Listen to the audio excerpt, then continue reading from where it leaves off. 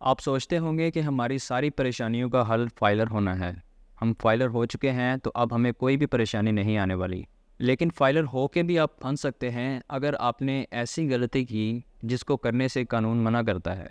तो इस वीडियो में मैं आपको 6 ऐसी गलतियां बताऊंगा जो बज़ाहिर दिखने में बहुत छोटी सी लगती हैं, लेकिन अगर आप इनको करते हैं तो इसकी आपको भारी सज़ा मिल सकती है।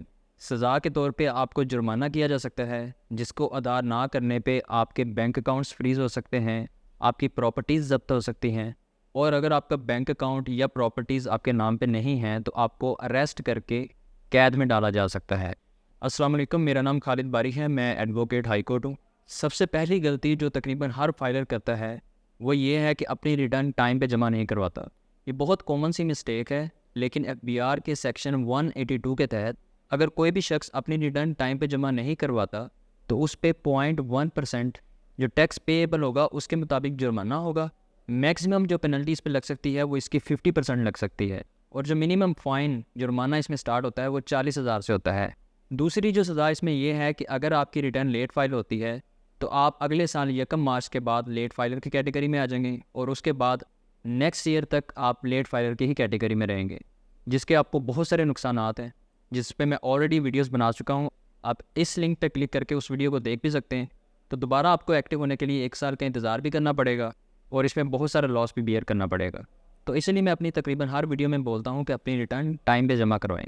हर साल रिटर्न फाइल करने की जो लास्ट डेट होती है वो 30 सितंबर होती है। कुछ लोग एक्सटेंशन का इंतज़ार करते हैं, तो एक्सटेंशन का इंतज़ार ना किया करें, क्योंकि एक्सटेंशन का कल्चर आहिस्ता आहिस्ता ख़त्म होता जा रहा है, तो आप भी इस आदत को ख़त्म कर दें।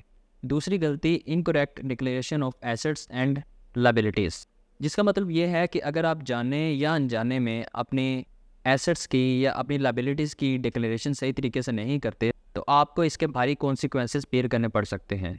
Section 111 of income tax ordinance के मुताबिक अगर कोई भी शख्स अपने असासे छुपाता है या सही तरीके से अपनी रिटर्न में डिक्लेयर नहीं करता तो इसको एज अ टैक्स कंसीलमेंट समझा जाता है, और इस पे अथॉरिटीज़ पेनल्टी लगा सकती हैं जो कि 100% होती है। यानी कि जितने आपके एसेट्स जो आपने छुपाए हैं उसका जो 100% टैक्स बनता है वो आप पे एज अ पेनल्टी चार्ज किया जाएगा। तीसरे नंबर पे गलती ये है कि नॉन पेमेंट या under payment of advance tax. Section 147 of income tax ordinance ये कहता है कि अगर किसी पर्सन की सर्टन अमाउंट से ज़्यादा इनकम, यानी कि थ्रेशोल्ड से ज़्यादा इनकम उसकी बनती है तो उसने एडवांस टैक्स पे करना है। जो अगर वो नहीं पे करता या कम टैक्स पे करता है तो उस पर जुर्माना लगेगा, जो कि उसके टैक्स के ऊपर 12% तक मज़ीद लगाया जा सकता है। यानी कि जितना उसका टैक्स बनता था वो भी उससे लिया जाएगा, उससे मज़ीद 12% सरचार्ज लिया जाएगा। इसके अलावा सेक्शन 205 के तहत उस पर पेनल्टी लगाई जा सकती है, जिसकी पेनल्टी ये हो सकती है कि जितना उस पर टैक्स लग सकता था वो तमाम उससे लिया जाएगा, और इसी के मुताबिक मज़ीद उससे जुर्माना लिया जाएगा। चौथी गलती ये है कि failing to withhold tax at source.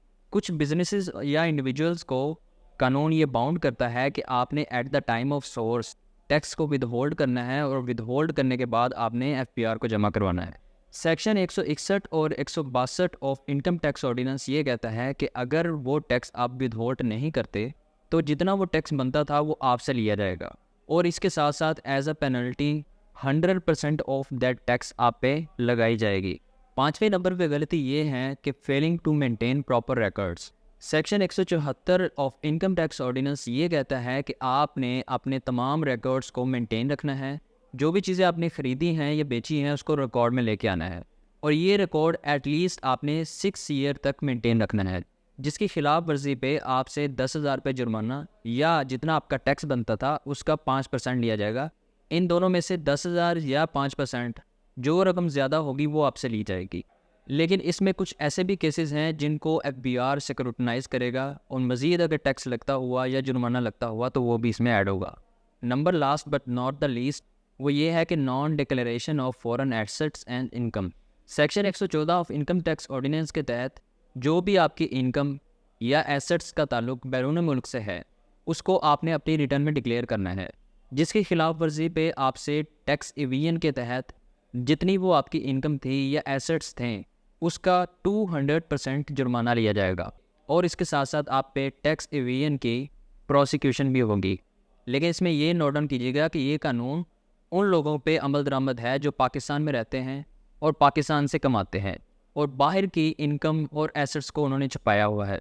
जो लोग बाहर रहते हैं, जिनकी इनकम बाहर से हैं, ओवरसीज़ हैं या नॉन रेजिडेंट्स हैं, उन पे इस कानून का अमल दरामद नहीं होता।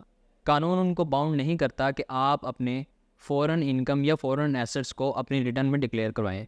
उन्होंने अपनी उस रकम को डिक्लेयर करवाना होता है या उस एसेट्स को डिक्लेयर करवाना होता है जिसका ताल्लुक़ पाकिस्तान से होता है, जिसकी खिलाफ वर्जी पे उन पे सज़ा होती है। इन तमाम चीज़ों को मद्देनज़र रखते हुए अगर आप मुझसे मशवरा मांगे, मैं आपको सजेस्ट करूँगा कि अपनी टैक्स रिटर्न्स को फाइल करते हुए इंतहाई एहतियात से काम लें।